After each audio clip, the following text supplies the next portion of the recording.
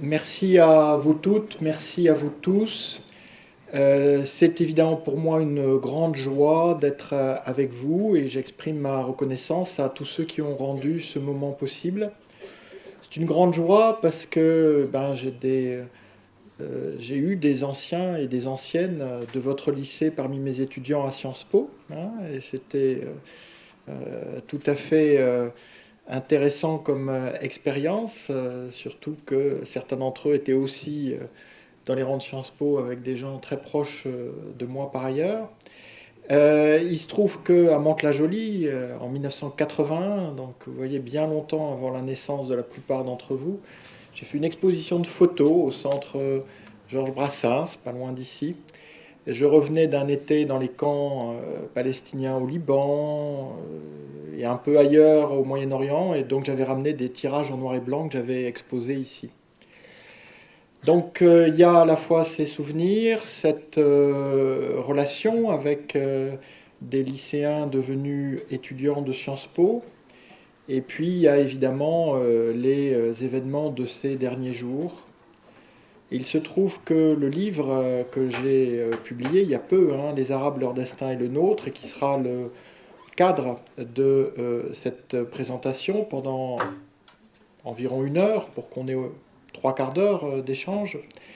Ce livre, déjà, je l'avais écrit dans une démarche évidemment intellectuelle, académique, mais aussi citoyenne, vu que c'était au lendemain de la séquence tragique de Charlie Hebdo, Montrouge, Hypercacher. Et je voulais montrer, et je n'en suis plus que jamais convaincu après le drame du 13 novembre, que les assassins de la liberté sont les mêmes en France et dans le monde arabe, et qu'on ne peut pas comprendre ce combat pour les libertés chez nous sans comprendre celui qui se passe là-bas. Et il faut savoir, et nous l'avons vu de la manière la plus tragique possible, que si ces libertés continuent d'être opprimées là-bas, eh bien, il se passera des choses très tristes et douloureuses ici. Ce combat est conjoint, ce destin est partagé, cette histoire est commune, et je vais donc vous décrire rapidement sur 2 siècles un peu la dynamique de cette histoire commune pour éclairer les événements les plus récents. Parce qu'il faut savoir une chose, c'est que les terroristes, au-delà du sang qu'ils versent, de la douleur qu'ils sèment, la douleur immense, ils veulent aussi tuer notre pensée. Ils veulent que nous soyons sidérés, que notre entendement soit suspendu, que nous soyons complètement fascinés par l'horreur qu'ils ont engendrée, et que du coup nous ne réfléchissions pas. Et moi-même, bon, j'ai fait de l'humanitaire, même si je n'ai pas de compétences techniques particulières, mais j'avais contribué à des projets au Liban, dans les territoires palestiniens, en Afghanistan.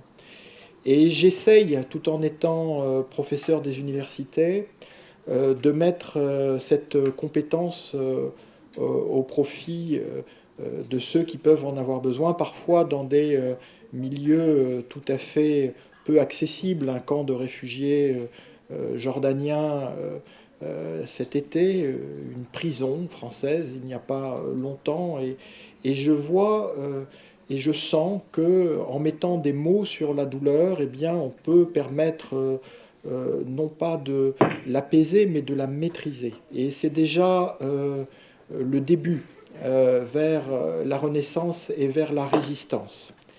Et je considère aussi que mon intervention devant vous aujourd'hui participe de cette démarche-là. Et donc, commençons par le commencement, c'est-à-dire où en étaient les Arabes au moment du choc vraiment fondateur de cette histoire partagée, qui est l'expédition de Bonaparte en Égypte en 1798. Donc on va couvrir 2 siècles. On en change? Non? Bon. Donc on va couvrir 2 siècles. Donc en 1798, la Révolution française va mandater son plus brillant, son plus puissant général, Napoléon Bonaparte, pour envahir l'Égypte. Ce sera une expédition à la fois violente, de type colonial, hein, qui va durer 3 ans, de 1798 à 1801, même si Bonaparte, lui, ne restera qu'une petite année en Égypte. Hein. Il reviendra pour prendre le pouvoir en France, c'est ce qu'on appelle le 18 Brumaire. Mais il faut savoir aussi que cette expédition va s'accompagner d'une formidable renaissance culturelle. Elle va en fait voir pour la première fois un dirigeant d'importance, hein, Napoléon Bonaparte, même s'il est militaire, parler aux Arabes en tant qu'Arabes, alors que les Arabes se considèrent comme des musulmans. Pourquoi se considèrent-ils comme musulmans plutôt qu'arabes? Parce qu'on est dans ce qui s'appelle l'Empire ottoman. On y est depuis en fait près de 3 siècles. Hein. Les Ottomans sont arrivés au Caire en 1517. Et vous avez cet empire ottoman qui est dirigé depuis Constantinople, qu'on appelle aujourd'hui Istanbul, qui s'étend sur l'ensemble du monde arabe actuel, à 3 exceptions. Le royaume du Maroc, qui a une autonomie et une indépendance et qui est tourné vers l'Atlantique et adossé aux montagnes de l'Atlas. Un autre royaume, même si on appelle ça un imama, qui est au Yémen, et un autre royaume, même si on l'appelle un sultanat, qui est en Oman. Donc vous voyez un monde arabe hein, au sud de la Méditerranée qui est sous l'autorité des Ottomans, mais cette autorité, elle est directe dans ce qu'on appelle le Proche ou le Moyen-Orient, hein, le Mashrek, c'est-à-dire littéralement l'endroit où le soleil se lève, hein, l'Orient, le Levant. Hein, et donc aujourd'hui, la Syrie, la Jordanie, ce qui est l'État d'Israël, l'Irak et l'Égypte. Et en revanche, en Libye, en Tunisie et en Algérie, on a des pouvoirs locaux qui sont soumis à Constantinople, mais qui sont relativement autonomes, soit parce qu'il y a des dynasties qui se sont constituées, c'est le cas en Tunisie et en Libye, soit parce qu'il y a un système assez particulier en Algérie, où on a en fait des milices locales qui régulièrement désignent un chef, donc un dey, qui va très souvent avoir une carrière menacée par les troubles réguliers de ces milices. Mais le cœur du monde arabe, hein, on a à peu près 15 millions d'Arabes, et comme aujourd'hui on a à peu près 300 millions d'Arabes, dont un tiers vit en Égypte, ben là on a à peu près 15 millions d'Arabes, dont à peu près 4 millions vivent en Égypte, donc autour de c'est la même proportion, même si on voit que ce monde arabe est très peu peuplé par rapport à une France où il y a environ 30 millions d'habitants, donc 2 fois plus que tous les Arabes réunis. Alors pourquoi Bonaparte va-t-il en Égypte? Il va en Égypte pour couper la route des Indes aux Britanniques. Donc on est déjà dans une guerre globale, dans une guerre qui se joue sur les mers, sur les océans.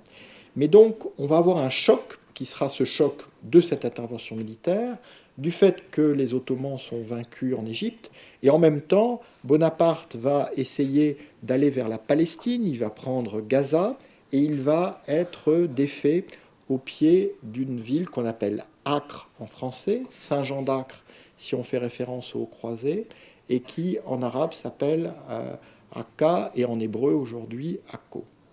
Et donc cette tentative, si j'ose dire, de prendre les Ottomans à revers, elle va échouer, et Bonaparte va rembarquer pour prendre le pouvoir à Paris, mais en Égypte, les Français vont rester encore 2 ans avant finalement de se replier. Alors pourquoi est-ce un choc fondateur?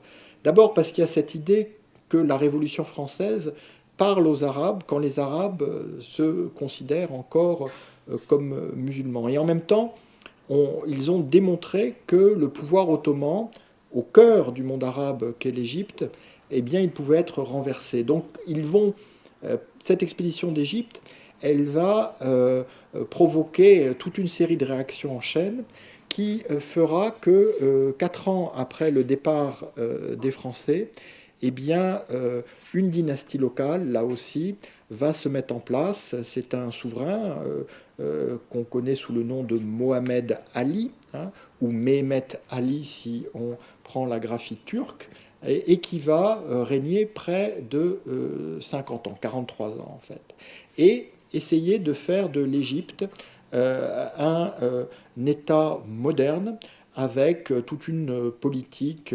d'industrialisation, de réforme fiscale, de conscription militaire, de réforme agraire et même d'industrie d'armement.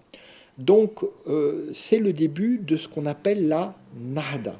La Nahda en arabe, c'est la Renaissance.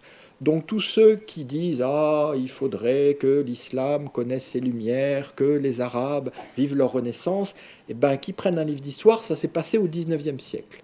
Hein, donc c'est pas la peine de poser ces questions-là en ces termes aujourd'hui, ou alors de la façon dont j'essaye de les poser, c'est-à-dire qu'est-il arrivé de ces lumières arabes? Et en fait ce sera ça, hein, le fil conducteur de mon propos. Parce que ces lumières arabes, elles vont être extrêmement dynamiques.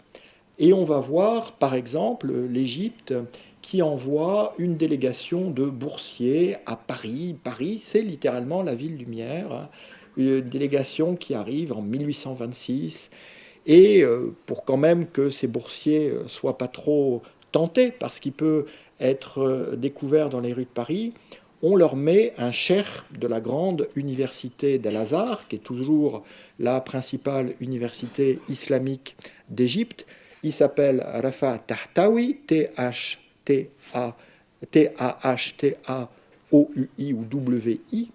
Et c'est ce cheikh qui va devenir le plus amoureux de la culture française. Il va devenir complètement fasciné par tout ce qu'il trouve dans la France des Lumières, et il va en ramener un livre qui sera traduit en arabe puis en turc qui s'appelle L'or de Paris. L'or de Paris. Donc le trésor des Lumières françaises qu'il veut ramener donc dans son pays d'origine, l'Égypte, et notamment il est le témoin de la Révolution de 1830, hein, les Trois Glorieuses, et il est extrêmement impressionné et il fait toute une série de comparaisons que j'ai mis en tête de mon livre sur les Arabes et les Français en disant que ce sont les deux peuples les plus proches du monde en termes d'honneur, de soif de liberté et de valeurs partagées. Donc vous voyez que toute cette histoire, elle plonge ses racines très loin.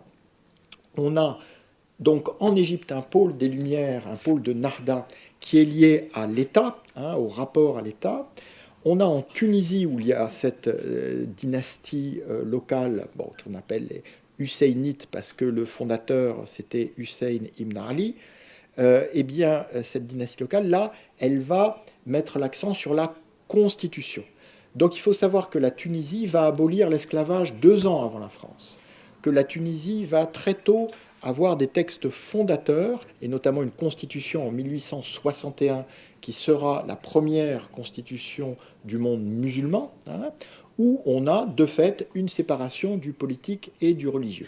Ça, c'est pour tous ceux qui répètent les sempiternelles bêtises sur l'impossibilité de séparer ceci et cela, soi-disant, dans les pays musulmans. C'est pas vrai, hein, la preuve. Et donc, on a en arabe, constitution, c'est destour. Et on voit que destour, constitution, c'est là aussi le fil conducteur de la Tunisie depuis 1860 jusqu'à la révolution contre Ben Ali et la transition démocratique aujourd'hui. Constitution, constitution. Et le troisième pôle de cette renaissance, c'est le Proche-Orient, le Levant, hein, où là, donc, on parle du Bilad el-Cham, le pays de Cham. Cham, ça veut dire à la fois Syrie et Damas. Donc ce pays de Cham, on ne sait pas quelles sont ses limites, mais on sait que le centre, il est là, quoi, entre Damas et Amman, Beyrouth, Alep, qu'il est là. Et là, on a une extrême effervescence culturelle, avec notamment partout le développement de l'imprimerie, qui fait que la langue arabe sort de l'espace religieux, sort de la mosquée, de l'école coranique, pour aller dans un espace où on peut continuer à faire du religieux, mais où on le fait dans un espace qui, lui, est laïque, vu qu'il n'est pas dominé par le principe religieux lui-même. Et donc on a toute une intelligentsia arabe, avec des journaux, avec des échanges de correspondances très nourries d'un bout à l'autre du monde arabe, qui va se développer, et puis une émigration, soit une émigration temporaire, les boursiers dont j'ai parlé à Paris, donc souvent une émigration intellectuelle, soit une émigration plus longue. Il faut voir qu'il y a un très grand dynamisme démographique alors au Proche-Orient, et donc on a des vagues d'émigration vers l'Europe, mais souvent de l'Europe qui partent vers l'Amérique. C'est ceux qu'on appelle les Syrians en Amérique du Nord. Donc on dit les Syriens, mais en fait ils peuvent venir de l'ensemble du Proche-Orient. Et c'est ceux qu'on appelle les Turcos, T-U-R-C-O-S, en Amérique latine. On dit que c'est les Turcs parce qu'ils avaient un passeport ottoman, mais en fait ce sont là aussi des gens de l'ensemble du Proche-Orient. Et donc on va avoir cet élan intellectuel qui va susciter les débats. Il faut voir qu'à l'époque, au Collège de France, on peut avoir des débats entre des intellectuels musulmans et des intellectuels français comme Ernest Renan sur le rôle de l'islam, sur la place du prophète Mohammed, qui sont extrêmement nourris, mais qui sont surtout très respectueux. C'est-à-dire qu'on ne parle pas à la place des Arabes et des musulmans, ce sont eux qui dialoguent avec les élites occidentales. Et donc on a deux courants, pour faire simple, qui traversent le monde arabe pendant ces Lumières. Un courant qu'aujourd'hui on qualifierait de nationaliste, et un courant qu'aujourd'hui on qualifierait d'islamiste. Le courant nationaliste, en fait, il retourne contre les Européens les principes que ceux-ci sont en train de développer dans les Balkans, mais aussi en Europe centrale et orientale, l'idée d'une nation qui est construite sur un territoire, une langue et une communauté de peuples. Et donc, ils disent, voilà, si vous dites que les Grecs sont un peuple, que les Hongrois sont un peuple, que les Polonais sont un peuple, eh bien nous, les Arabes, nous avons une langue, un territoire, une culture et donc des droits en tant que nation. Et puis l'autre courant, c'est le courant qu'on qualifierait aujourd'hui d'islamiste, qui lui s'oppose plutôt aux Ottomans et qui essaye de dire qu'au fond, la décadence de l'islam est due au fait que ce sont des Turcs qui dirigent l'islam et qu'il faudrait que l'islam se régénère avec des Arabes à leur tête, donc avec un calife, donc un dirigeant spirituel arabe, et non plus turc à Constantinople. Mais en même temps, ces deux courants sont très fluides. Je ne vais pas vous citer trop de noms, mais il faut savoir que c'est une revendication contre l'oppression ottomane d'un côté, mais aussi contre l'occupation coloniale de l'autre. Parce que cette occupation, elle va s'intensifier. Ça commence avec l'intervention française en Algérie en 1830, qui au début est limitée à la côte, mais qui va voir se lever contre elle une résistance qui est menée par un jeune émir. Donc émir, ça veut dire commandant, même si ça peut être aussi le prince, mais là c'est vraiment commandant. Et cet émir, il s'appelle Abdelkader, A-B-D plus loin, E-L-C-K-D-E-R. Et Abdelkader, voilà, c'est exactement la personnalité qui est à la fois, on dirait, nationaliste aujourd'hui et islamiste aussi, parce qu'il va mener le djihad contre les Français, et en même temps, ce djihad, c'est une lutte de libération nationale face à une occupation étrangère. Ce djihad va durer pendant 15 ans, finalement il sera défait, il va se rendre, et quand il s'est rendu, alors que les Français lui avaient promis la liberté, en fait, ils vont le mettre en résidence surveillée dans le château d'Amboise. Et si on revient à l'histoire française à ce moment-là, 1830, 1848, une nouvelle révolution, toute une séquence compliquée, 1851 et 1852, Napoléon III et le Second Empire.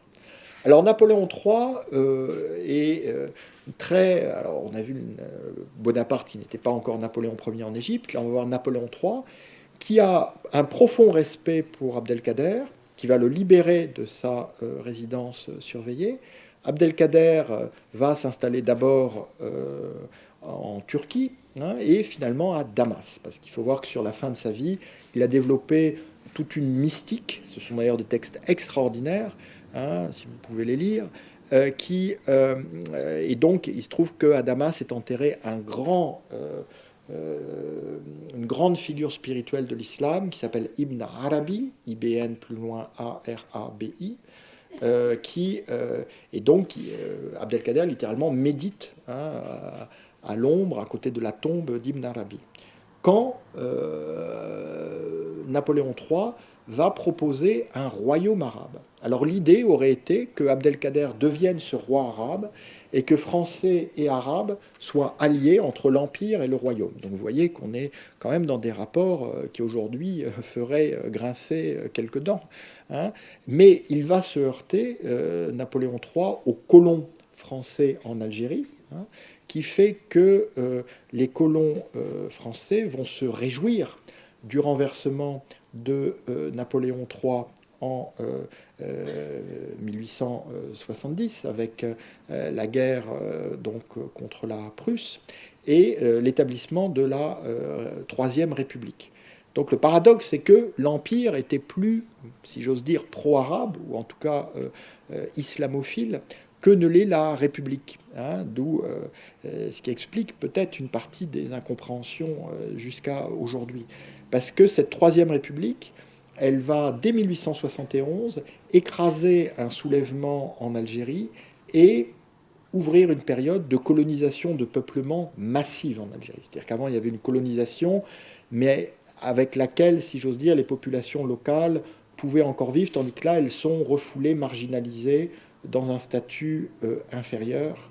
Et on verra comment la fiction d'une Algérie française va, au fond, faire des musulmans d'Algérie, donc de la population autochtone, des citoyens de seconde zone. Donc ceci est évidemment un coup très fort porté aux Lumières arabes.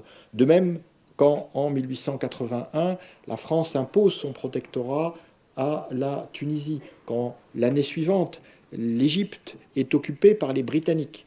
Donc les pouvoirs qui avaient mené la Nahda au Caire comme en Tunisie sont renversés par les Occidentaux, mais en revanche, la renaissance intellectuelle se poursuit. Elle se poursuit et elle va se polariser sur un homme au moment du premier conflit mondial, donc de la Première Guerre mondiale. Cet homme, il s'appelle le shérif. Shérif, ça veut dire descendant du prophète, Hussein, et il est le gouverneur de la Mecque. Donc il est à la fois descendant du prophète et personnalité nationaliste reconnue. Donc, dans la Première Guerre mondiale, les Ottomans vont s'allier avec les Allemands et les Autrichiens, les Austro-Hongrois, donc ceux qu'on appelle les empires centraux, contre Français, Anglais et Russes. Et donc, Français, Anglais et Russes vont chercher des alliances dans le monde musulman pour s'opposer aux Ottomans. Et les Arabes vont se choisir comme chef à la fois national et d'une certaine façon religieux, ce shérif Hussein, qui va entrer en négociation avec les Britanniques, mais au nom des Alliés. Alors ce qui est très important, c'est qu'il faut donc comprendre que, avec la Première Guerre mondiale, la nationalité arabe, le nationalisme arabe, prend le pas sur la solidarité musulmane. Vu que le calife à Istanbul prêche le djihad contre les Occidentaux et que cet appel n'a aucun effet, hein. Donc, pour les Arabes, l'important, c'est justement ce nationalisme avec aussi une dimension islamique qui fait qu'ils concluent, en tout cas eux ont l'impression de conclure une alliance avec les Français et les Britanniques, qui promettent l'établissement d'un royaume arabe sur les provinces qui auront été libérées de l'Empire ottoman dans ce qui est le Proche et le Moyen-Orient. Sauf que pendant que les Britanniques, concrètement, concluent cette promesse, ils décident de se partager le Proche-Orient avec les Français, avec une zone au nord qui serait française, une zone au sud qui serait britannique. Et pour ne tenir aucune des promesses qu'ils ont faites aux Arabes et aux Français, les Britanniques font une troisième promesse qui s'appelle la Déclaration Balfour, à un mouvement qui est né à la fin du siècle précédent qui s'appelle le sionisme et qui veut installer le peuple juif en terre de Palestine.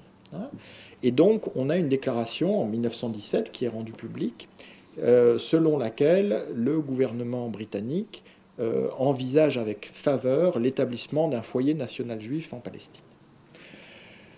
À la fin de la Première Guerre mondiale, toutes ces promesses contradictoires rentrent par définition en contradiction.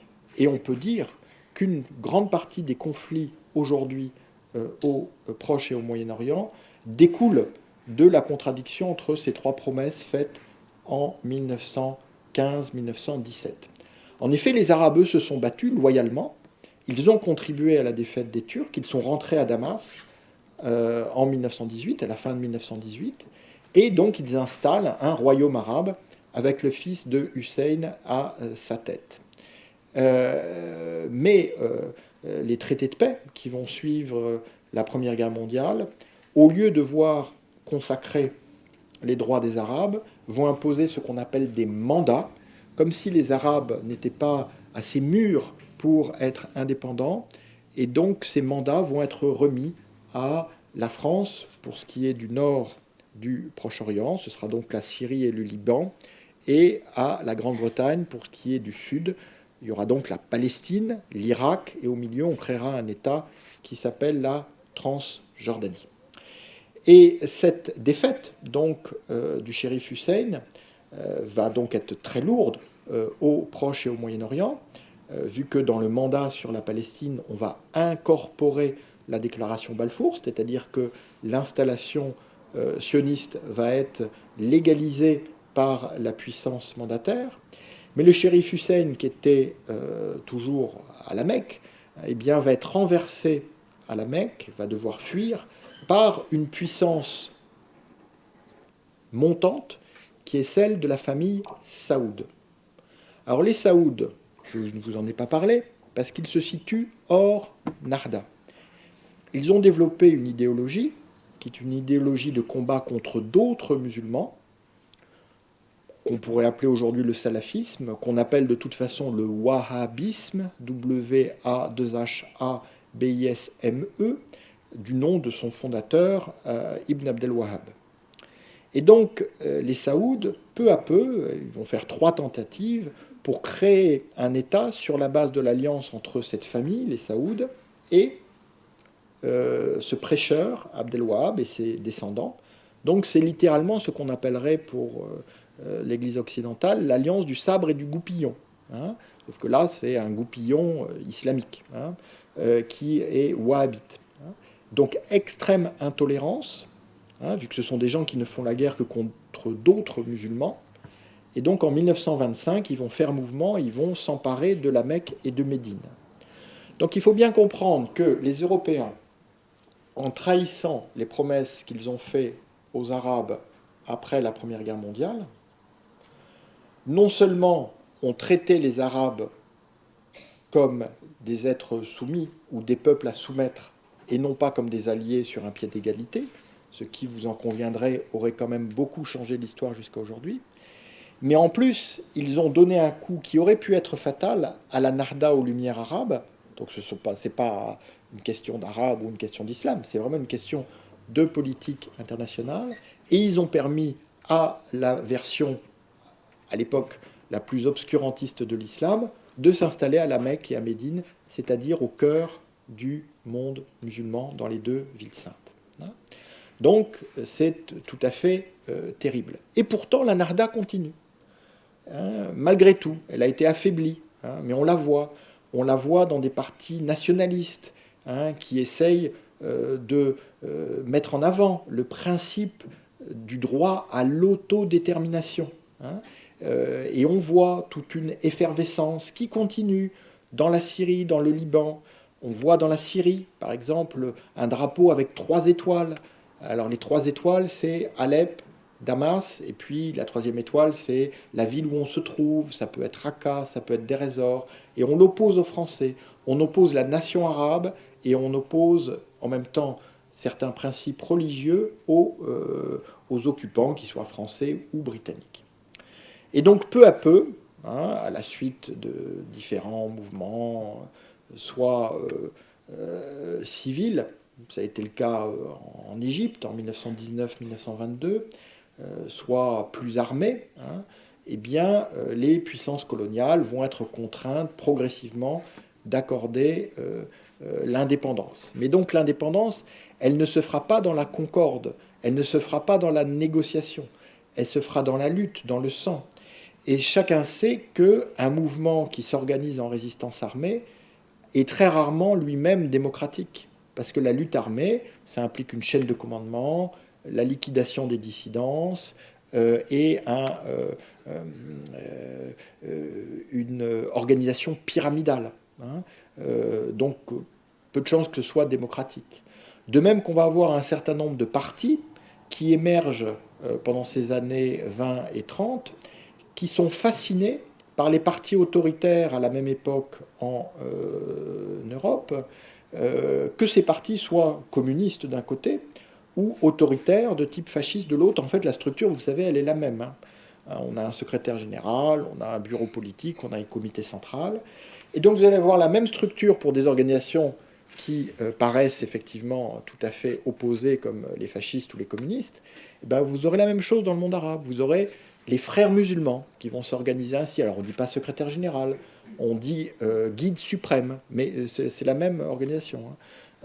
On ne dit pas bureau politique, on dit Majlis et Shura, mais c'est la même chose. Hein. Et d'autres partis, hein, notamment un parti qu'on appelle le BAS, hein, qui veut dire résurgence, et qui est en fait un parti qui prône le socialisme arabe. Bon. Comme s'il y avait un socialisme arabe spécifique. Bon. En tout cas, c'est leur programme. Et on voit bien que ce soit frères musulmans ou que ce soit bassistes, en fait, ils mettent en avant leur critique des élites nationalistes, des élites de la Narda, en disant vous avez pactisé avec les Occidentaux, vous avez abandonné les principes du combat national, et soit au nom de l'islam, hein, vous savez, la devise des frères musulmans, c'est l'islam et la solution, mais quand ils se sont développés en Égypte, en fait, ils ont surtout critiqué le parti qui était à l'époque au pouvoir pour être trop faible par rapport aux Britanniques.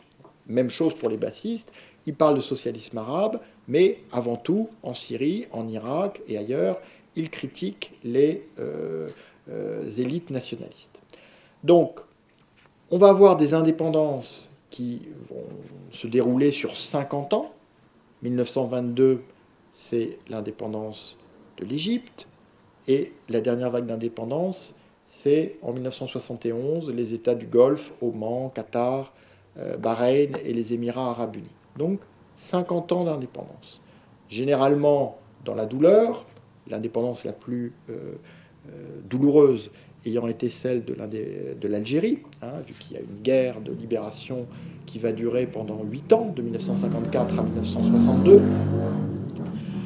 Mais à l'intérieur de ces 50 ans d'indépendance, on va voir ce que j'appelle le cycle, le grand détournement, sur 20 ans, entre 1949 et 1969.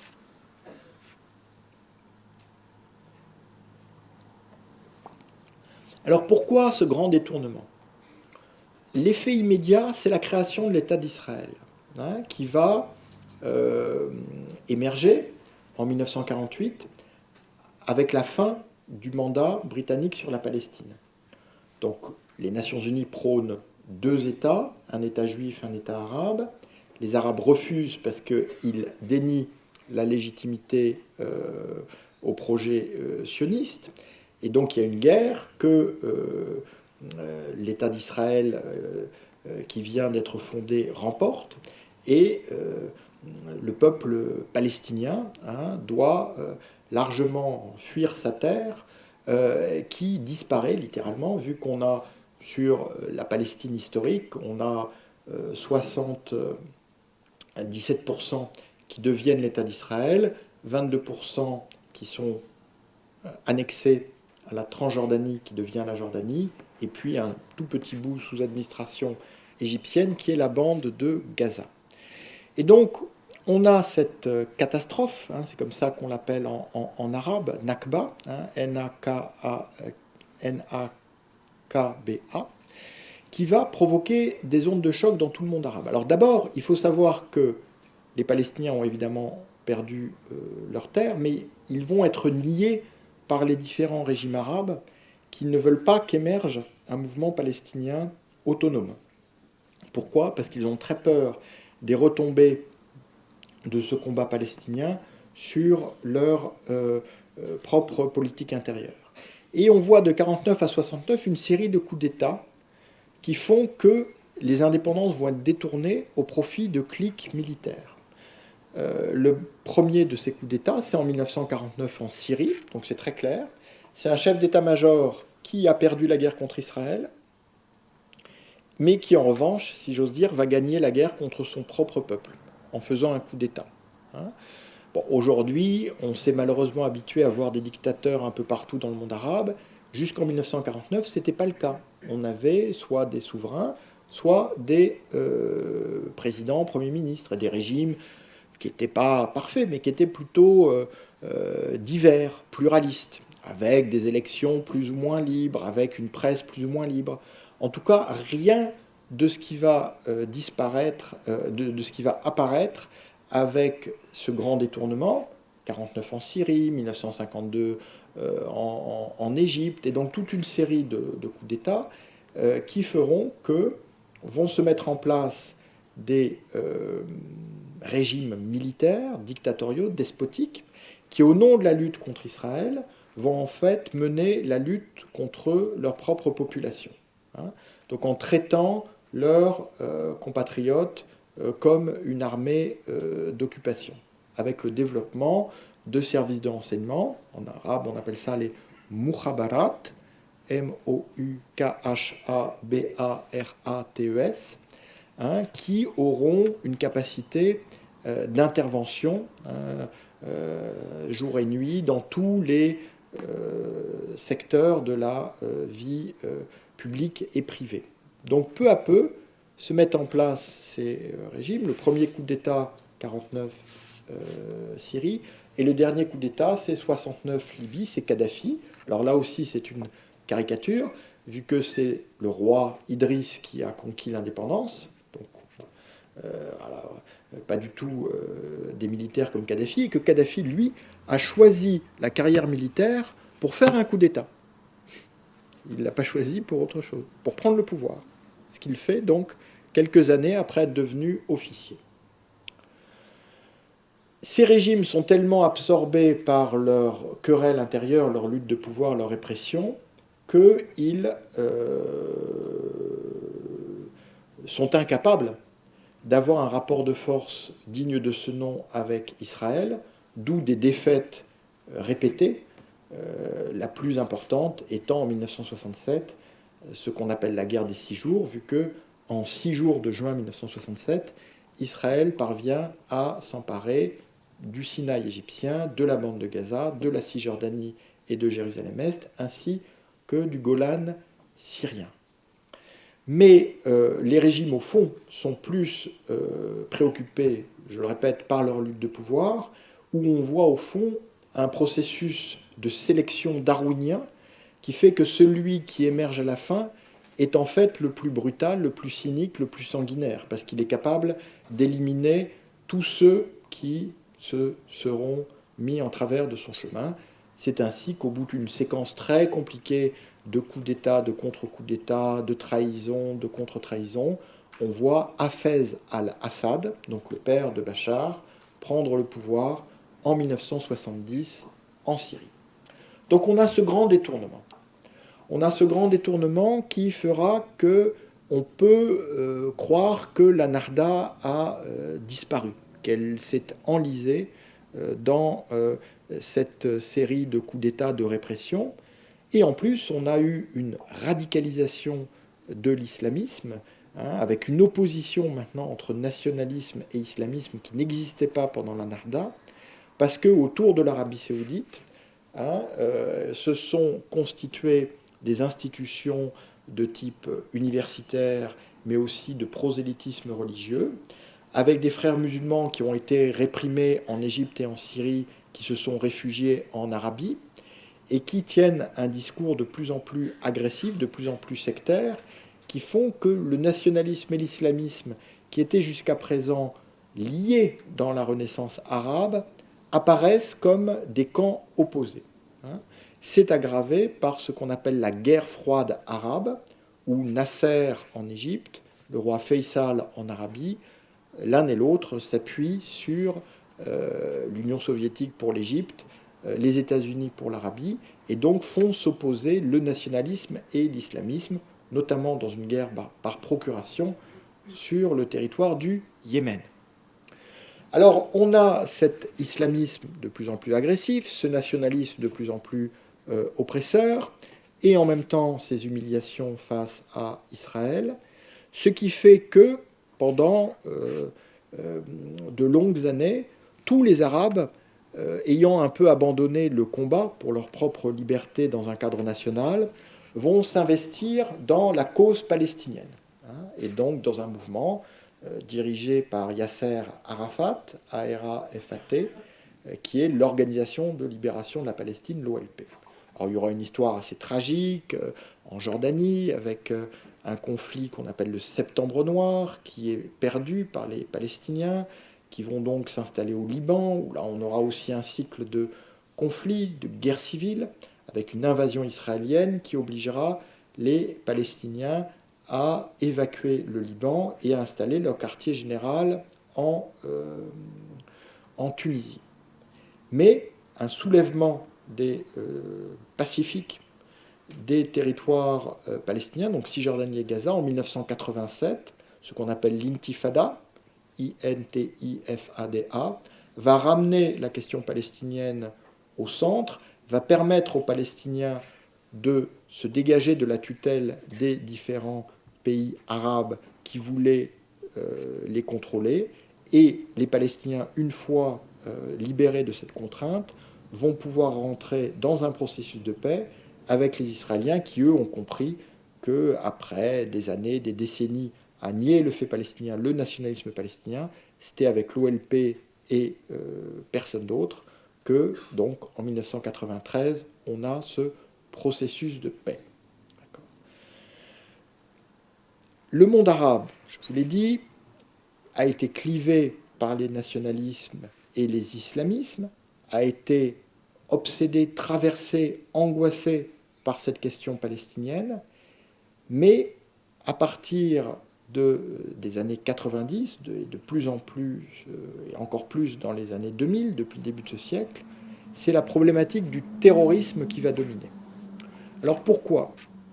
Parce qu'effectivement, on va voir se développer d'abord à la périphérie du monde arabe, puis au Liban, puis dans différents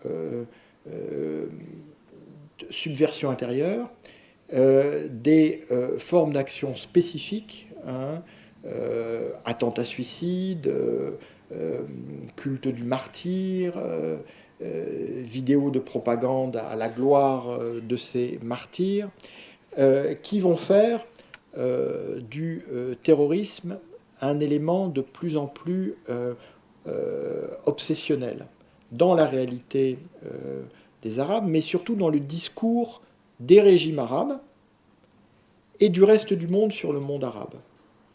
Pourquoi ? Parce que les régimes arabes ont compris qu'il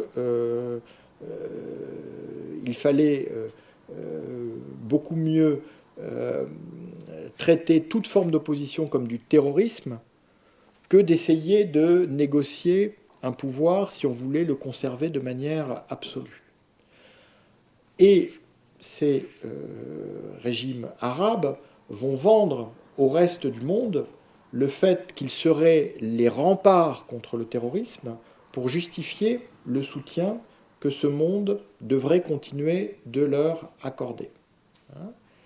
Et ce discours, qui avait déjà pris dans les années 90, va se répandre après le 11 septembre 2001.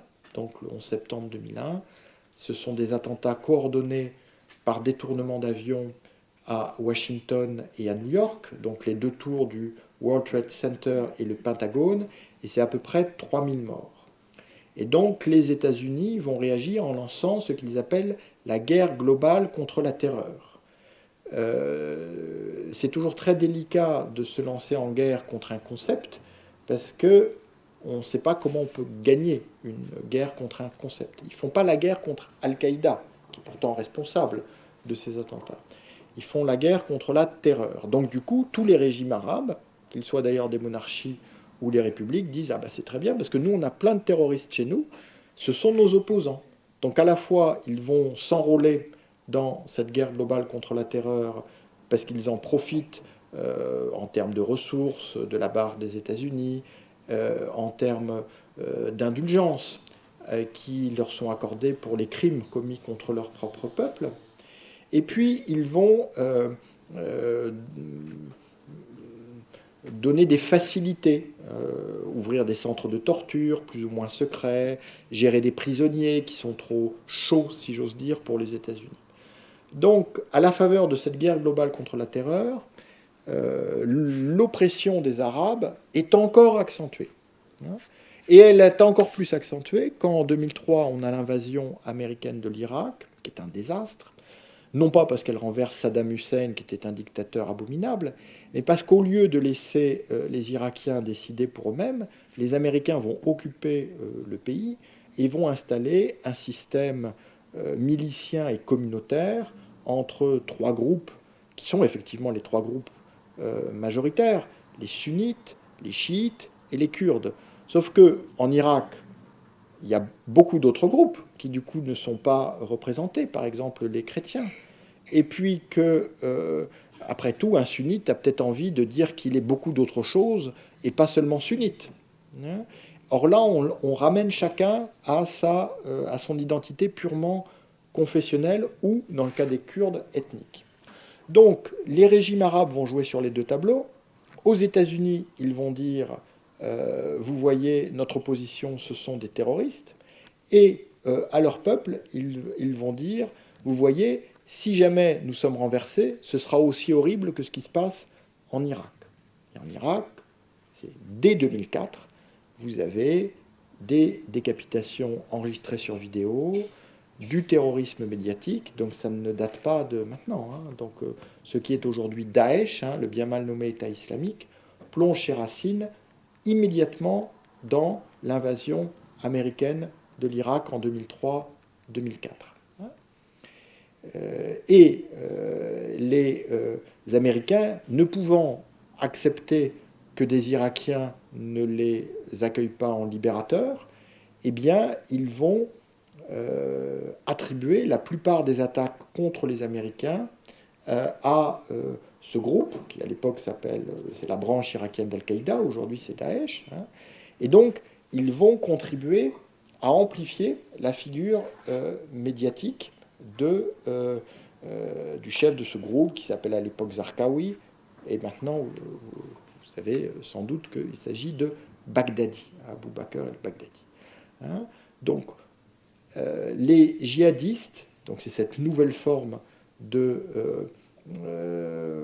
à la fois de terreur locale et globale, vont théoriser une surcommunication en disant que la moitié du djihad, c'est le djihad médiatique. D'où l'importance accordée aux vidéos, à la communication très très tôt.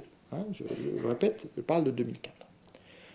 Alors, ces Arabes, ces Lumières, cette Narda, on peut, d'ailleurs c'est ce que la plupart des gens avaient fait, considérer qu'elles avaient disparu, qu'elles étaient enterrées, qu'il n'y avait pas d'espoir, etc., etc. Pourtant, pendant l'hiver 2010-2011, il suffit d'un marchand à la sauvette du sud de la Tunisie, qui s'appelle donc Mohamed Bouazizi, dans la ville de Sidi Bouzid, qui va être humilié par la police locale. Évidemment, il n'a pas de permis pour sa carriole, donc sans doute qu'il aurait suffi qu'il paye pour avoir un permis, mais il n'a sans doute pas de quoi payer. Donc il va s'immoler devant le siège de la préfecture, la wilaya. Et ça va déclencher un mouvement en Tunisie qui va en quelques semaines balayer le régime du dictateur qui s'appelle Ben Ali, qui va se réfugier en Arabie Saoudite, qui va lui-même enclencher un autre mouvement en Égypte qui va aboutir en quelques semaines au renversement du dictateur local qui s'appelle Hosni Moubarak. Et puis on va voir sur l'ensemble du monde arabe se développer un slogan qui est « Le peuple veut renverser le régime ». C'est très important. La plupart du temps, vous voyez traduit « Le peuple veut la chute du régime ». Non, il ne veut pas la chute, il veut le renverser lui. Ce qui est littéralement un processus révolutionnaire. Et donc, ce soulèvement démocratique, il va traverser le monde arabe à des degrés divers, mais il va surtout être porté par une nouvelle génération, la génération de la transition démographique. C'est-à-dire que les Arabes ont effectué en 40 ans, donc à peu près 1970-2010, le processus de transition démographique que l'Europe a effectué sur 2 siècles. Le passage d'une famille à 7, 8, 10 enfants à une famille à 2 enfants. Il faut savoir qu'aujourd'hui, on fait plus d'enfants en France qu'en Tunisie.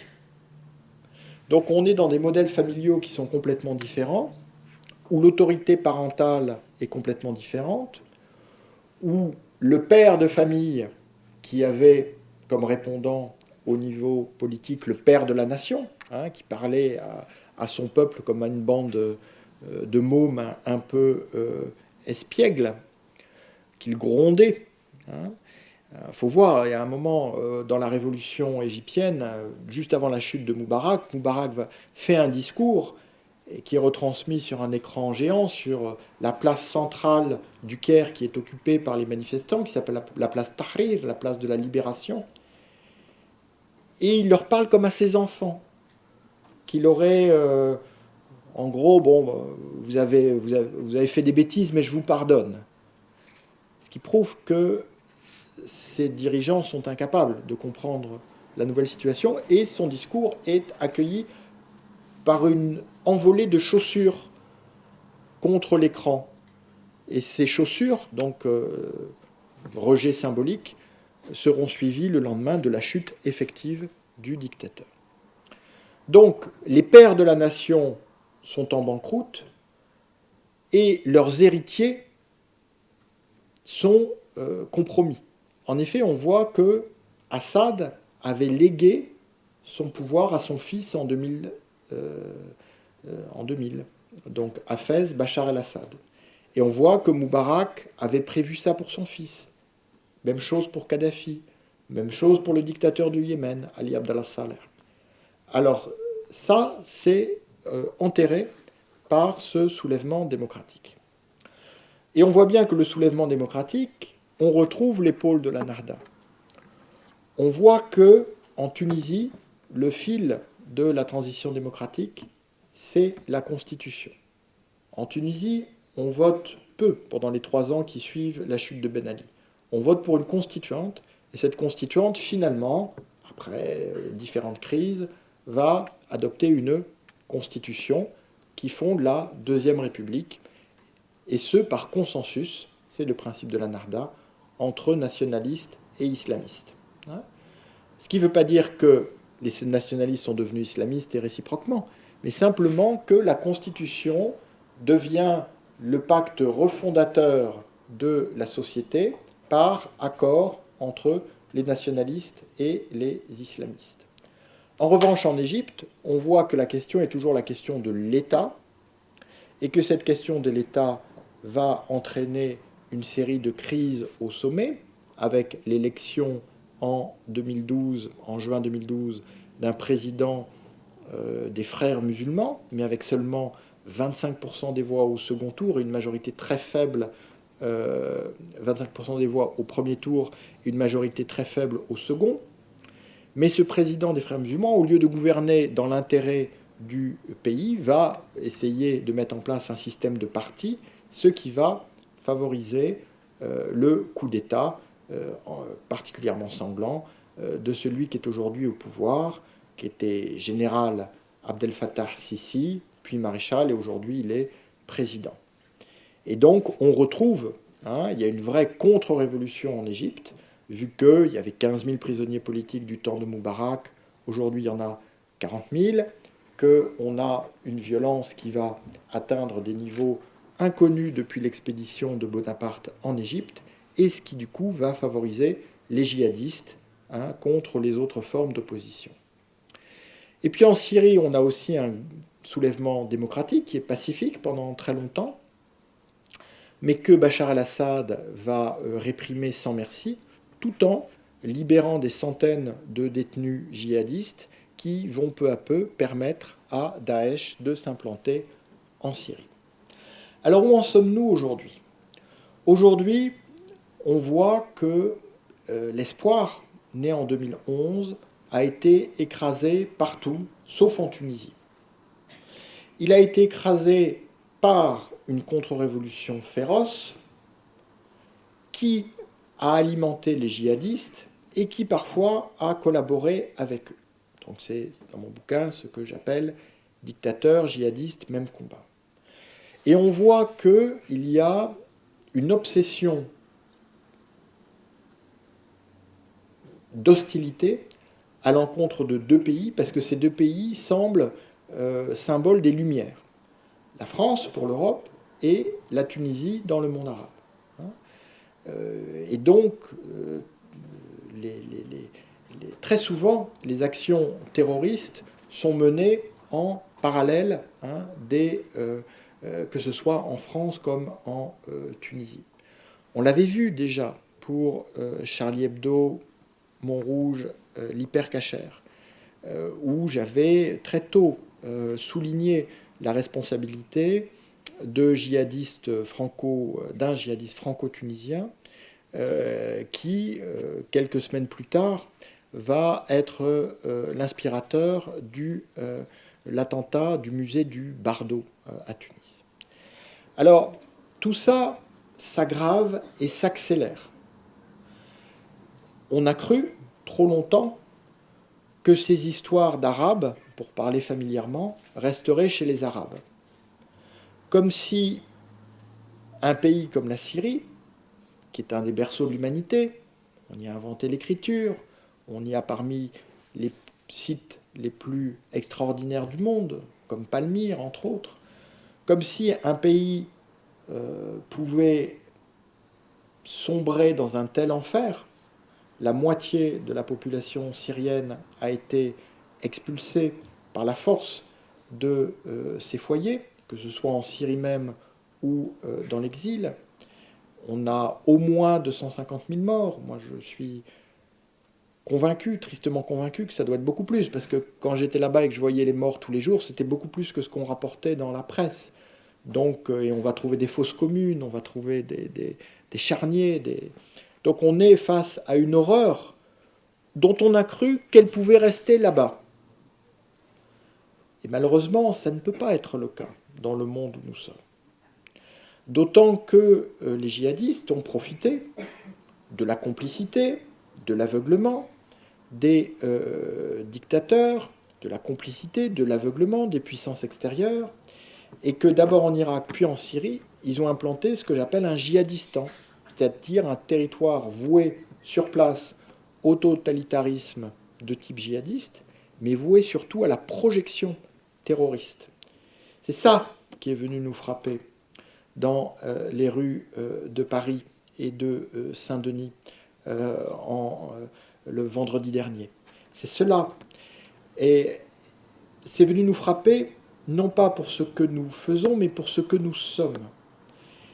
Et comme je crois qu'il faut mieux qu'on en discute sur la base du cadre historique que je viens de décrire, je ne serai pas plus long là-dessus, mais j'insisterai sur une certitude que j'ai en tant qu'historien. Les totalitarismes ne peuvent se développer de manière durable parce que leur projet est en contradiction avec la réalité des femmes et des hommes. Ce sera le cas pour Daesh, comme cela a été le cas pour d'autres expériences aussi tragiques dans l'histoire. Ce qu'il nous faut, c'est que cette parenthèse totalitaire soit refermée le plus vite possible, parce que nous voyons d'ores et déjà les dégâts qui sont infligés en Syrie, plus largement au Proche-Orient, et évidemment dans les rues de Paris et de Saint-Denis. Mais en même temps, on le sait dans l'histoire, que les totalitarismes, ça a été le cas avec le fascisme et le nazisme, ont tous une dimension de célébration de la mort. Et que cette dimension leur donne une grande force pour terroriser les autres, pour terrifier, pour massacrer, pour amputer.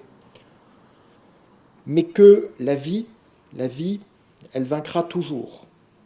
Et dans ce combat à mort, la France est du côté des forces de la vie contre cette machine de mort, et je n'ai aucun doute, et nous l'avons déjà prouvé ces derniers jours, en résistant comme nous l'avons résisté, comme Françaises et Français, à cette attaque effroyable, nous serons du côté de la vie, et la vie prévaudra.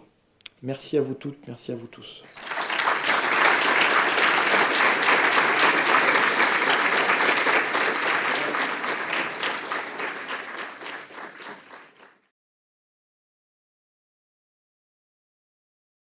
Alors, d'abord, Daesh. Moi, j'ai toujours dit Daesh. D'abord, c'est un principe. Vous n'avez jamais entendu quelqu'un dire la base. Vous dites Al-Qaïda. Vous dites pas les séminaristes. Vous dites les talibans. Je pourrais continuer comme ça. Vous dites pas mouvement de la résistance islamique. Vous dites Hamas. Donc pourquoi eux, on leur ferait l'honneur de leur dire vous êtes un État, ce qu'ils ne sont pas, c'est une machine de terreur, et vous êtes islamique, alors qu'ils ont les mains pleines de sang de musulmanes et de musulmans, et qu'ils ne sont qu'une secte qui se pare d'un vernis de propagande, mais qui trahit tout ce pourquoi ils prétendent se lever. Je ne sais pas si vous avez vu à France 2, mais j'ai quand même dû rappeler que oui, il y a un rapport entre la culture islamique et Daesh, c'est-à-dire que plus on a de la culture musulmane, moins on est Daesh. Parce que quand on a de la culture musulmane, on peut répondre à ces illettrés, à ces barbares, à ces psychopathes, que tout ce qu'ils représentent est absolument contraire à l'islam. Donc il est certain que quand certaines personnes utilisent une expression plutôt que l'autre, et vous avez vu à quel point le gouvernement, le président François Hollande, dit toujours Daesh. Donc consciemment ou inconsciemment, je pense qu'on fait le jeu des terroristes. Alors après, il y a le prétendu, le dénommé, le soi-disant. Bon, on peut mettre des choses devant. Mais c'est vrai que quand on utilise État islamique, entre guillemets, ça c'est inquiétant.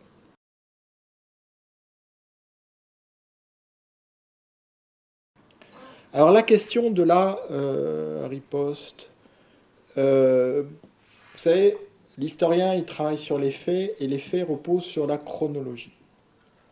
Le premier attentat en Europe, qui aurait pu être en France, mais qui a commencé à Bruxelles, contre le musée juif de Bruxelles, par un Français qui s'appelle Mehdi Nemmouche, qui vivait à Molenbeek, quartier dont vous avez sans doute entendu parler ces derniers jours. Donc vous voyez, tout ça, c'est pas nouveau. Moi, ça fait plus d'1 an que j'écris. C'est pour ça, parfois, je suis un peu triste, parce que... Voilà. Et eh bien, c'est en mai 2014, le monsieur a déjà quand même largement torturé des otages français, dont certains étaient mes amis, Ils sont toujours mes amis. Il n'y a aucune intervention en Syrie à l'époque, hein. Donc il faut faire attention à ne pas renverser la cause et l'effet. C'est toujours comme ça, hein. Les djihadistes, les totalitaires, les terroristes, ils veulent toujours dire «Ah, nous sommes en légitime défense», y compris quand ils attaquent de la manière la plus frontale. Alors après, où on va? Alors déjà, si vous avez compris pourquoi on en est arrivé là, vous êtes très en avance par rapport à la plupart des gens. Je peux vous dire que la plupart des gens n'ont toujours pas compris comment on en est arrivé là. Il n'y a qu'à entendre le débat public. Hein, généralement, les explications qui sont avancées sont totalement, à mon sens, erronées, délirantes, hein. On pose, et c'est légitime après un drame comme celui-ci, beaucoup de questions de fond sur la société française et la République. Oui, enfin, moi je rappelle qu'il y aurait 500, 600, 700 djihadistes français. Bon, il y en a quand même 5000 Européens, il y en a quand même 15 000 du monde entier. Donc les problèmes de la société française, on ne les trouve pas au Canada, on ne les trouve pas en Russie, on ne les trouve pas en Australie, mais on trouve quand même des gens qui vont chez Daesh. Hein. Donc je crois qu'on pose des questions qui sont légitimes en France, mais qui, à mon sens, devraient être posées de toute façon, et ne sont pas bien posées si on les pose uniquement pour combattre Daesh. Hein.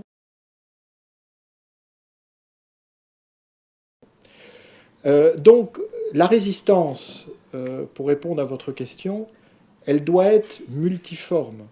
Il y a évidemment une résistance pacifique. Il y a tout simplement le sang-froid. Il y a tout simplement la discipline citoyenne. Il y a tout simplement ce que les Françaises et les Français ont fait depuis vendredi. C'est-à-dire que dans des conditions exceptionnelles et dramatiques, dans l'état d'urgence, chacune et chacun a continué à vivre et parfois à faire la fête et à célébrer la vie et à considérer que les meurtriers n'auront pas le dernier mot. Et vous, vous êtes l'avenir, hein, vous avez plus de 30 ans de moins que moi, hein, donc c'est votre monde, hein, c'est votre monde, beaucoup plus que le mien. Et vous allez sans doute, pour l'écrasante majorité d'entre vous, pas avoir à prendre les armes pour le défendre. Hein. En tout cas, je ne vous le souhaite pas. Donc ça veut dire que vous les défendrez autrement, en famille, entre amis, par votre activité sociale, par vos études, en célébrant le savoir contre la bêtise, en décidant de progresser face à ceux qui veulent vous tirer vers le bas. Tout ça, c'est des résistances pacifiques contre Daesh. Et à mon avis, elles ont autant d'importance que ce qu'on peut voir sur le terrain. La plus grande défaite qui a été infligée à Daesh à ce jour, c'est les manifestations du 11 janvier. Hein. C'est ce que j'ai dit à l'époque, sauf que le soir du 11 janvier, les Français qui avaient démontré par millions qu'ils étaient plus forts que la mort, ont cru que le cauchemar était terminé. Alors que des gens comme moi et d'autres savaient que tant que la bête serait là-bas à produire des monstres, eh bien nous n'étions pas en sécurité. Donc c'est malheureusement le cas aujourd'hui. Je pense que les moments ont été terribles. Nous ne les reverrons, je l'espère pas, mais il va falloir apprendre à vivre malgré tout, malgré eux, mais surtout contre eux. Et en affirmant par ce principe de vie, par cette éthique de vie, que nous sommes plus forts qu'eux, parce qu'ils sont la mort. Alors, en fait, les deux premières questions sont liées, hein, parce qu'on voit bien que, Daesh, moi j'ai été diplomate, c'est-à-dire conseiller des affaires étrangères pendant près de 20 ans. Donc je connais la vie diplomatique, j'étais en poste en Jordanie, en Syrie, en Tunisie, j'étais dans différents cabinets ministériels, donc je connais le fonctionnement de la diplomatie. Alors, il faut savoir que une des raisons qui fait qu'on ne peut pas appeler Daesh un État, c'est que Daesh ne fait pas de diplomatie, il fait de la terreur. Hein. Donc, il n'y aura pas de négociation, pas plus qu'il n'y a eu de négociation au Bataclan ou à Saint-Denis. Hein, il n'y a pas. Ils ne veulent pas. C'est impossible d'engager le moindre échange avec eux. En revanche, la diplomatie, elle a une importance fondamentale pour la coalition. Parce qu'on voit bien que jusqu'à présent, ce qui a fait le lit de Daesh, qui lui a permis de se développer, c'est que, au fond, à part la France, et c'est peut-être aussi pour ça qu'il y a une telle haine contre nous, aucun des États ne considérait le combat contre Daesh comme prioritaire. Hein. Pour faire simple, les Turcs ont un problème avec une guérilla kurde qui s'appelle le PKK, et donc ils considéraient que c'était ça important et que Daesh a passé après. L'Iran était plus occupé à rivaliser avec l'Arabie saoudite et réciproquement. Les Russes, depuis leur intervention il y a 6 semaines, étaient plus occupés à soutenir Bachar al-Assad et à bombarder l'opposition qu'à frapper Daesh. Et quant au président Obama, il avait une vision très déconnectée de la réalité. Hein, c'est quelqu'un qui a effectivement une superbe mécanique intellectuelle, mais un peu cérébrale. Qui n'avait pas qui ne sent pas ce que c'est que l'histoire. Et l'histoire, je suis désolé de le dire, mais l'histoire, c'est aussi souvent tragique. C'est pas quelque chose qu'on peut mettre dans des catégories, des modèles, et puis faire fonctionner ça comme si c'était une équation mathématique. J'avais été très frappé quand Obama, en août 2014, avait balayé d'un revers de la main l'opposition syrienne en disant on ne fait pas une armée de libération avec d'anciens paysans, d'anciens docteurs, d'anciens professeurs. Ça veut dire que Obama avait oublié comment les États-Unis d'Amérique se sont libérés de l'Angleterre. Hein, avec une armée d'anciens professeurs, d'anciens fermiers et d'anciens docteurs. Cette idée qu'on doit former les gens à l'américaine et qu'après, non, ça ne se passe pas comme ça. Les révolutionnaires que j'ai vus à Alep ou ailleurs, la plupart d'entre eux n'avaient pas d'expérience militaire. Si aujourd'hui ils sont encore en vie, beaucoup d'entre eux sont morts, au bout de 4 ans et demi, ils sont devenus, c'est eux qui peuvent apprendre aux autres à se battre. Hein. Donc on a des forces qui demain, si on les soutenait au lieu de les bombarder, pourraient s'attaquer notamment au fief de Daesh, qui est la ville de Raqqa en Syrie, hein, où on trouve beaucoup de responsables de la planification terroriste. Et c'est là que la France, aujourd'hui, milite pour une coalition, mais une coalition qui serait enfin efficace. Parce qu'on voit bien que les désaccords entre la Russie et l'Amérique, l'absence d'efficacité de cette coalition ont fait le jeu de Daesh. Parce que Daesh a pu se présenter comme étant seul face au monde entier, alors qu'en fait les Russes les bombardent à peine et les Américains leur infligent des pertes qui sont très largement compensées par le recrutement additionnel. Et donc l'idée, pour faire simple, hein, le scénario que voudrait la France, on va voir dans les prochains jours si ça peut se mettre en œuvre, ce serait que toutes les forces soient concentrées contre Daesh, qu'on arrête de bombarder l'opposition et qu'on aide au moins une partie de cette opposition au sol à libérer son propre pays. C'est-à-dire qu'on éviterait les erreurs des interventions précédentes qui ont été des interventions au sol, ce qui serait dramatique. Moi, je combats toute forme d'intervention au sol.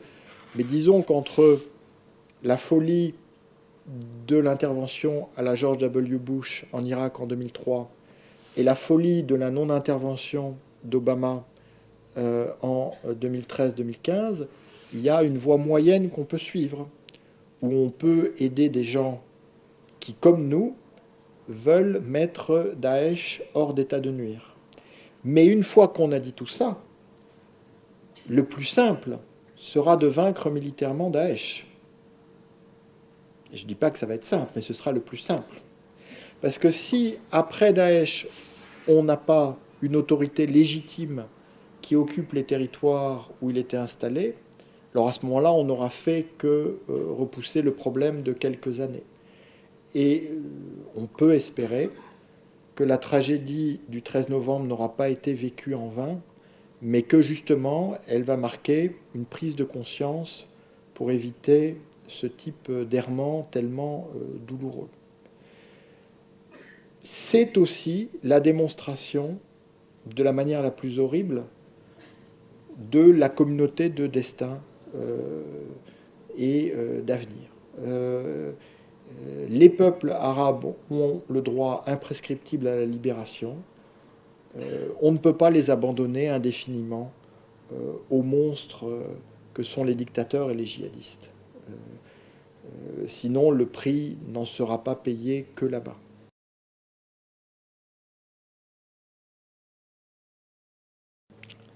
Alors, les décisions qui ont été prises, bon, moi, là aussi, j'ai dit avant les attentats, parce que vous savez, on a plein de gens qui disent des choses après. Moi, j'ai dit avant les attentats. Un, il va y avoir des attentats. Deux, ils veulent provoquer deux choses. Ils veulent provoquer des représailles contre les musulmans de France, représailles évidemment entre guillemets, vu que les musulmans de France ont absolument rien à voir. C'est vraiment, ils sont doublement otages. Ils sont otages comme tous les Français ont été otages de Daesh, et ils sont otages de l'amalgame que veut mettre en œuvre et nourrir Daesh. Bon. On voit qu'à part des incidents absolument regrettable, mais très limité, ce piège-là n'a pas fonctionné. Mais le deuxième volet du piège, c'est la surréaction, prendre des décisions sous le coup de l'émotion, hein, que ce soit évidemment surréaction militaire ou surréaction sécuritaire. Voilà, moi j'ai qu'une chose à dire, c'est qu'en France, on a toute une série de garanties constitutionnelles. Hein. Vous savez que de toute façon, certaines des décisions que vous avez évoquées, elles peuvent être contestées par un processus de justice, et parfois cette contestation, elle est suivie des faits. Donc, vous ne pouvez pas, à mon sens, nier l'urgence de mise en place de dispositifs de protection pour éviter qu'une tragédie de cette ampleur ne se reproduise.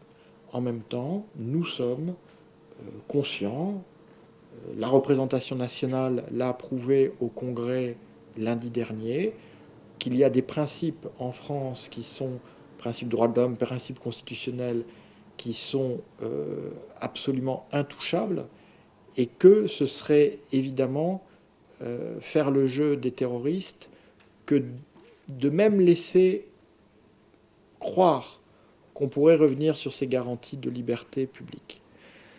C'est pour ça que j'accepte le terme de guerre, je l'ai même endossé, parce qu'on ne peut pas qualifier autrement les actes qui ont été perpétrés le 13 novembre. En revanche, au jour d'aujourd'hui, je ne considère toujours pas Daesh comme une armée. C'est une bande de criminels, hein, comme il y a des narcotrafiquants qui contrôlent une partie de la Colombie ou du Mexique. Voilà, ils sont ni plus ni moins. Hein, d'ailleurs, on voit que très souvent, ce sont des délinquants qui ont badigeonné de vert la violence et les crimes qu'ils exerçaient auparavant. Alors, ce qui m'amène à votre question sur comment on rentre dans Daesh.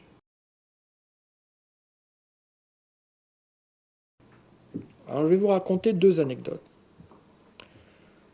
La première, j'ai un copain qui a créé un faux profil Facebook de fan du PSG, et en 48 heures, Daesh a essayé de le recruter. Au début, il parlait de foot. Puis après, il parlait de l'injustice faite aux musulmans. Puis après, il parlait... Donc, ils ont en permanence des agents recruteurs sur les réseaux sociaux. Ceux qui aiment le foot, ils leur parlent de foot. Les jeunes filles qui veulent faire de l'humanitaire, ils leur parlent des infirmières et des médecins. Les convertis, ils leur disent qu'ils ne sont pas convertis sur une bonne base, qu'il faudrait qu'ils aillent dans telle ou telle chapelle plus radicale, etc., etc. Il faut voir que, comme je vous l'ai rappelé, la moitié du djihad, c'est le djihad médiatique. Ça veut dire concrètement que sans doute, pas la moitié, mais 10, 20, 30% du budget de Daesh, c'est la propagande. Et ils sont très forts, parce que d'abord ils ont recruté des hackers dans le monde entier. Alors je ne sais pas si ces hackers ils croient à Daesh, ou si au fond ils veulent profiter de Daesh pour faire des actes de piraterie qu'ils ne pourraient pas faire autrement. Vous avez les vidéos, vous avez les films, vous avez tout ça. Il y a toute une palette d'instruments de communication. Bon. Vous n'irez pas le voir parce que je vous dis de ne pas y aller voir, mais ils ont un feuilleton qui s'appelle « Faites sauter la France ». Et ils me l'envoient parce que, bon, ils ont compris. Hein, comme ils m'envoient parfois les photos de personnes que je connaisse quand ils les ont, liquidées. Hein, histoire de montrer plein de choses. Hein, on sait où t'es, etc. Hein. Et c'est incroyable se faire sauter la France parce qu'on a l'impression qu'ils suivent tout, minute par minute. Donc ils sont capables de réagir. Et là, c'est très clair que nous n'avons pas pris la mesure de ce défi de communication. On a eu, mais ça n'est que récemment, des témoignages des parents qui ont été très forts. Moi, je dis depuis le début, il faut 2 types de témoignages. Il faut des témoignages des victimes musulmanes, de toutes les Syriennes, de tous les Syriens, tous les Irakiennes, tous les Irakiens, tous ceux de tous les pays que Daesh a traités comme des bêtes. Et qu'on le dise, hein, et qu'on montre la réalité abominable de ces types. Et puis il faut des témoignages de dissidents, de renégats. Parce qu'il y a plein de gens qui ont cru à Daesh et qui ont quitté. Ce qui est très dangereux, parce que Daesh essaie de les liquider. Et ces gens-là, il faut qu'ils puissent parler. Il faut qu'ils puissent dire ce que c'est la réalité de Daesh au quotidien.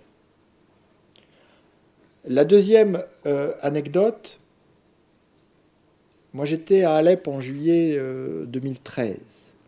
Bon, je devais y aller avec Didier François, il s'est fait kidnapper par Daesh, avec un collègue. Je devais ensuite y aller avec Nicolas Hénin, qui s'est fait kidnapper avec un collègue. J'y suis allé quand même. Donc, je voulais pas vraiment rencontrer Daesh pour des raisons évidentes. Je suis tombé sur un type de Daesh. Donc moi, j'en ai rencontré. Mais je suis tombé où Je suis tombé sur le type de Daesh parce qu'il draguait une fille. C'était le petit coq. Et pour impressionner la fille, il était rentré dans Daesh. La fille le regardait comme si c'était super jihadman. Mais le gars, il n'était pas bête. Il était à bouffer du foin. Il comprenait rien, mais il répétait. Et il roulait de les mécaniques. Et alors, par chance, il voulait tellement, hein, qu'il ne m'a pas vu. Il avait un Français sous les yeux. Donc, heureusement qu'il était bête. Hein. Et moi, j'étais là, on était là, il y avait le père, il y avait le... Et alors, je me disais deux choses. Je me disais, mais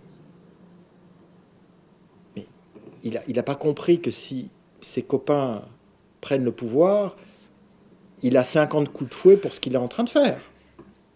Il n'avait pas compris. Et puis il n'avait même pas compris qui c'était son chef. Je vous jure. Parce que quand même, je lui demandais, parce que j'essayais d'aller vers la porte et tout. Ah oui, puis ton chef Baghdadi. Ah non, mon chef c'est Zawahiri. Il s'était gouré de chef. Il ne sait même pas qui c'était son chef. Mais il était dans Daesh pour impressionner la minette. Et alors après, on est sorti. Je l'ai vu qu'il allait dans une certaine direction. Donc moi, je suis quand même allé dans l'autre. Et, bon, je vous la fais courte. Il y a eu une bataille ce jour-là. Je me suis retrouvé coincé dans la bataille. Moi, généralement, j'aime pas trop la bataille. Je veux dire, je vais bientôt avoir 54 ans. Les balles, tout ça, c'est pas mon truc. Hein. L'odeur de la poudre. Hein. Et là, ça tirait dans tous les coins. Et les Syriens, dans ces cas-là, moi j'ai vu, les Syriens, ils appellent ça le hafle, la fête. Et donc, quand il y a la bataille, ils montent à la hafle. Et ils montent, ils sont là, ils sont dans la rue, il y en avait un en scooter, et il passait, son copain lui dit hey, ouais, où tu vas toi? La hafle, c'est par là. Alors l'autre il dit ah ouais. Alors il est descendu en bas, il prend sa Kalachnikov, il monte à la hafle. Bon, moi je vois dans tout ça, bon, j'étais pas mal, j'étais pas bien. Mais je vois arriver Daesh, je les vois. Parce que vous savez, Daesh, c'est comme les cheveux jusque-là, le foulard, le drapeau noir. C'était comme une bataille entre Bachar et les révolutionnaires. Eux, ils arrivent, ils regardent, ils s'en vont. C'est pas leur bataille. Eux, ils attendent de savoir qui va gagner et ils coupent la tête au gagnant. Donc, pourquoi on rentre dans Daesh? Ça, à mon avis, les réponses sont individuelles. Parce que, comme toutes les organisations totalitaires, comme toutes les sectes, Daesh sait très exactement mettre le doigt sur la faille intime de la personne, ce qu'il fait marcher. Elle va donner aux psychopathes du sang, elle va donner aux pervers du sexe, elle va donner aux geeks des nuits blanches sur à pirater. Elle va donner à l'illuminé l'apocalypse. Elle va donner à la jeune fille souffrante l'idée qu'elle va sauver les autres, etc., etc., etc. Et en fait, vous vous rendez compte qu'il n'y a aucun profil. Il y en avait avant du temps d'Al-Qaïda. On pouvait faire le profil. Hein. Aujourd'hui, il y a tout. Il y a de tout. Ça vient de tous les milieux. Parce que justement, c'est un culte postmoderne. Il donne à chacun ce qu'il attend et il lui donne sur une base individuelle. Et après, comme toutes les sectes, ils font le vide autour de l'individu. Parle plus à tes copains, à tes copines, c'est des mauvais musulmans.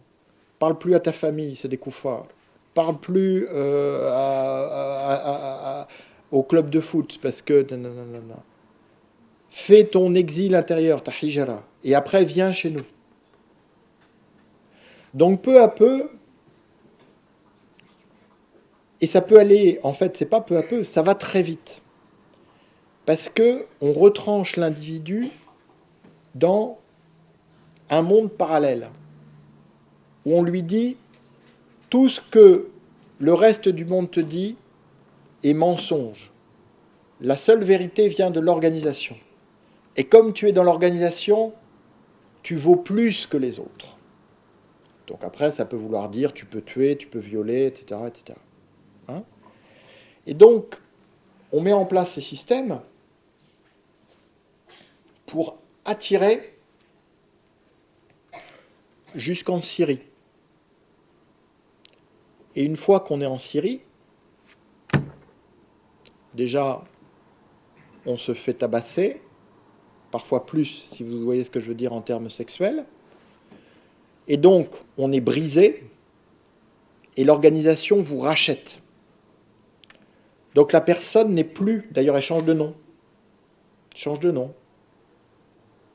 Elle devient Abou, Trucmuche, elle, machin chose. Elle n'a plus son vrai nom. Elle renie ses parents. Elle renie ses amis. Et en même temps, l'organisation lui dit, pour prouver que tu n'es pas un espion, il faut que tu recrutes 3 personnes. C'est pour ça que vous avez les voisins d'immeubles. C'est pour ça que vous avez les gars du même quartier. Parce que en Syrie, sur son portable, sur son réseau Facebook, il essaie de faire venir ses potes. Parce que l'organisation lui a mis un flingue sur la tête pour le faire. Hein? Donc vous avez un développement qui est exponentiel. C'est pour ça que j'étais tellement terrifié depuis un an. Parce que moi, je voyais le processus non seulement monter, mais s'accélérer. Et depuis septembre et les bombardements russes, le processus, excusez-moi de l'expression, il a explosé. Parce qu'ils leur ont tous mis sur Internet les images des pop russes qui bénissent les avions. Et donc ils disent, voilà, la croisade, etc. etc. Hein. Alors, en plus, c'est très bien parce que les avions russes ne les bombardent pas eux. Donc ils y gagnent sur le côté de la propagande et en même temps en termes de recrutement. Hein. Donc, évidemment qu'on va se poser des questions sur comment des enfants grandis ici ont pu devenir les bourreaux du 13 novembre. Et c'est normal. Mais d'abord, moi, j'aimerais ne pas voir de couverture de magazines comme on en a eu pour Koulibaly ou les frères Kouachi pour dire « Ah, parcours d'un terroriste, parcours... » Je m'en fous de leur parcours. Je sais comment ils ont fini. Et je veux pas qu'on en fasse des tonnes et des tonnes et des tonnes pour en faire justement, pour malheureusement certains autres éléments, des idoles ou des références, hein, dont on jouera après, les hauts gestes, etc. C'est des criminels, c'est des bourreaux, c'est tout. Hein. Il n'y a pas... Hein. En revanche, moi j'aimerais qu'on me parle de chacune des 130 victimes, hein, pour leur redonner vie. Ça, c'est important. Ça, c'est important. Le parcours des assassins, on en saura bien assez tôt. Et j'espère qu'on n'en fera pas des tonnes comme on en a fait justement sur les précédents. Donc, ce recrutement, aujourd'hui, les pays les plus touchés en proportion en Europe, c'est la Belgique et le Danemark. Alors on me dirait, tiens, c'est drôle, on n'a pas remarqué pour le Danemark. Oui, mais parce que, effectivement, le Danemark a mis en place des programmes qui, semble-t-il, sont assez efficaces en termes de déradicalisation. Et puis en plus, le recrutement au Danemark est localisé sur 3 villes très précises. Mais ça vient du monde entier. Et je finirai encore par une anecdote d'Alep. À Alep, on ne disait pas Daesh. On disait les Mexicains, parce que pour eux, c'était ce qu'il y avait de plus exotique. Je pense qu'ils n'avaient jamais vu un Mexicain de leur vie. Donc ils disaient... Et c'est vrai, les gars, c'était des zombies. Des zombies. Ou alors on disait les Martiens. Hein, on ne disait pas... Donc je crois que c'est un peu des Martiens. Mais malheureusement, ils ont fait du mal, ils feront du mal, et si on les laisse faire, ils feront encore du mal.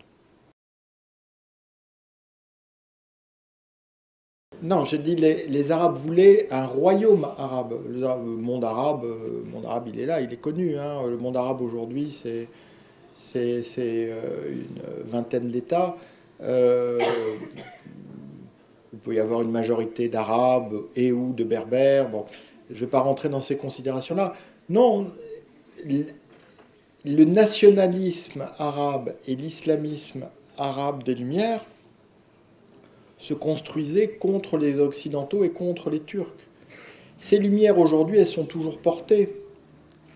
Mais on le voit en Tunisie, où vous avez une constitution qui est le fruit d'un rapprochement entre nationalistes et islamistes.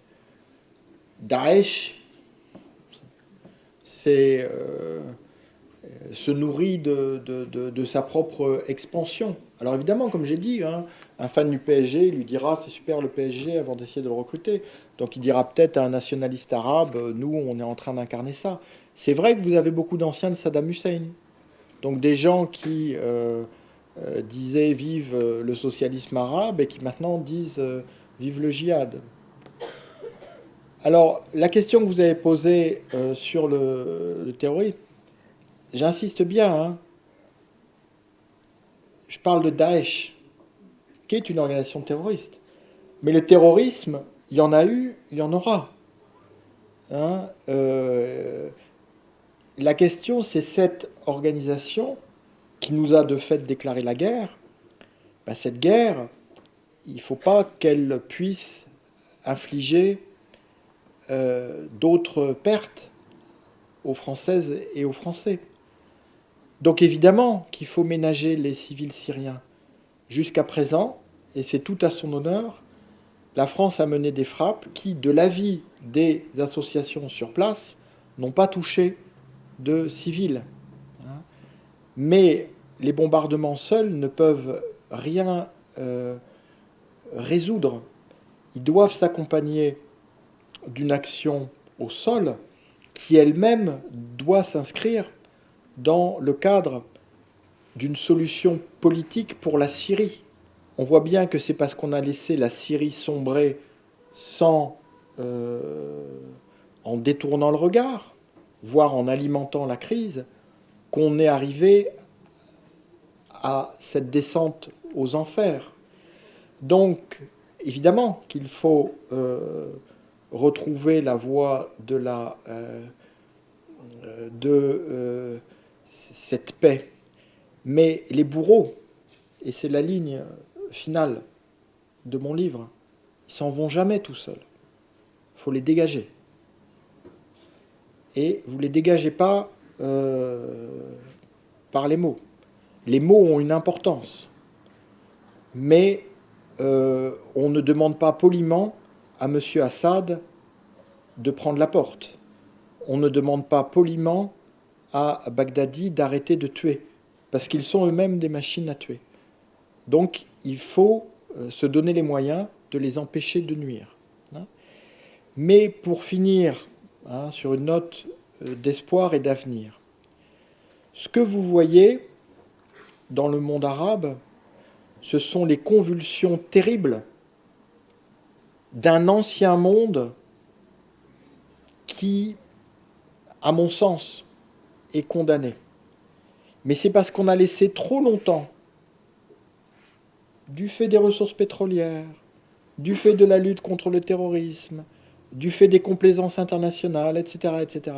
On a laissé trop longtemps des régimes qui n'avaient aucune légitimité à opprimer leur population en place, que du coup, on a engendré les monstres que l'on voit aujourd'hui et dont Daesh n'est que la face la plus atroce. Mais ce système est condamné. Il n'y aura pas... Il est impossible ce ne sont que des circonstances extrêmes comme celles que nous vivons qui ont permis qu'ils se développent et qu'ils se maintiennent, et ils ne peuvent pas durer. Donc de toute façon, nous vivrons, alors là j'en suis convaincu, moi aussi quand même, zut, nous vivrons tous un monde sans Daesh, évidemment, évidemment, et peut-être plus tôt qu'on ne le croit. Mais l'enjeu, au-delà de Daesh, au-delà de ce que nous avons vécu, c'est la liberté des Arabes. Cette liberté est intimement liée à la défense de nos libertés ici dans notre pays. Parce que je le dis et je le répète, notre destin est partagé, notre histoire est commune. Les assassins de la liberté sont les mêmes là-bas et ici. les assassins tout court, là-bas et ici, les défenseurs de la liberté sont les mêmes, ici et là-bas. Merci à vous toutes et à vous tous.